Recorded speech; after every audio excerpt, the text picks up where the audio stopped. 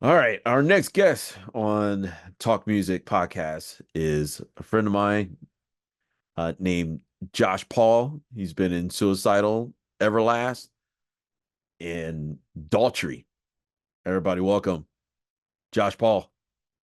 How you doing, man? I'm good. How are you? I'm great, man. Thanks for coming up on the show. Oh, happy to Um, be here. awesome, thank you. Can you tell people, about you and yourself and what you do? Yeah, my name is Josh Paul. I'm a bass player. As you mentioned, I got kids. I'm a father. I'm a husband. Yeah. Uh, Family is everything. I love music. I love coffee.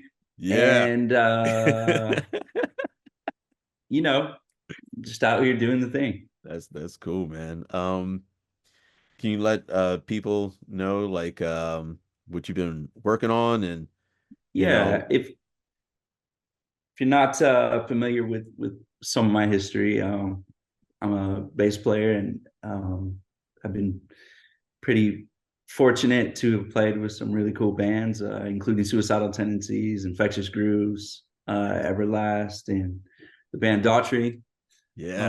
among a bunch of others. I'm working on a few new things that'll be coming up, and I'm just thankful to stay busy.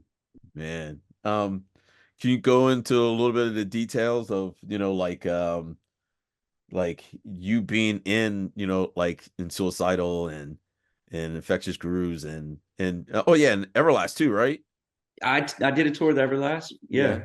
Yeah, yeah, How how how was that uh, like?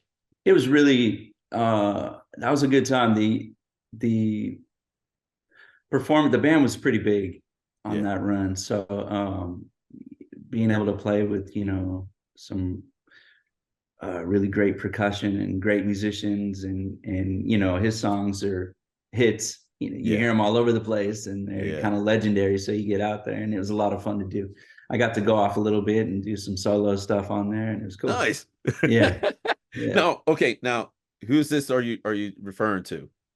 That was with Everlast. Everlast. Okay. Yeah, so that run was cool. It was Right. a very musical experience. It was cool. Now with Suicidal, man, I joined that band when I was a teenager, Right. replacing Robert Trujillo. So those were some pretty Woo. pretty Yeah. huge shoes to fill. Dude, but you could do that though, man. Man, if anybody sees you, this I'm telling people that this dude's amazing bass player, man. Man, Come I on. appreciate you so much, bro. Yeah. But um, that's really where I cut my teeth and learned so much Yeah. about not only music and performance and playing and songwriting and tour life, but just life in Hmm. general. So I'm grateful for all the time that I've spent in that band. I mean, uh, as far as drummers go, Brooks Wackerman was in the band when I was in the band. Oh So man. You so serious? we were a pretty tight rhythm section. It was pretty Yeah. killer. And then yeah, man, it was great. It was great to get out there and play all those lines, and then write and play on records as well. It was Right. killer. Yeah, Man, you play with Brooks Wackerman. yeah, man. For years, yeah. Dude, that's Brooks sick. is monstrous. Yeah. Man, that's sick, Yeah, man. That's so sick. yeah. So what about for Daltrey? For Daughtry, I joined the band with pretty much at the very beginning.